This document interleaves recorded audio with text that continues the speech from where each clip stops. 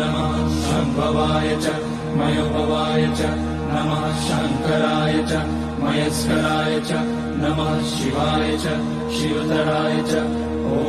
त्र्यम्बकं यजामहे सुगन्धिं पुष्टिवर्धनम् उर्वारुकमिव बन्धनान् मृत्योर्मुक्ष्यमामृतात् नागेन्द्रहाराय त्रिलोचनाय भस्माङ्गराय महेश्वराय नित्याय शुद्धाय दिगम्बराय तस्मै नकाराय नमः शिवाय मन्दाकिनी सलिलचन्दनचर्चिताय नन्दीश्वर प्रमथनाथ महेश्वराय मन्दारपुष्य बहुपुष्य सुपूजिताय तस्मै मकाराय नमः शिवाय शिवाय गौरीवदनाब्जवृन्द सूर्याय रक्षाध्वरनाशकाय श्रीनीलकण्ठाय वृषध्वजाय तस्मै शिकाराय नमः शिवाय वसिष्ठकुम्भोद्भगौतमाय मुनीन्द्रदेवार्चितशेखराय चन्द्रार्कवैश्वानरलोचनाय तस्मै वकाराय नमः शिवाय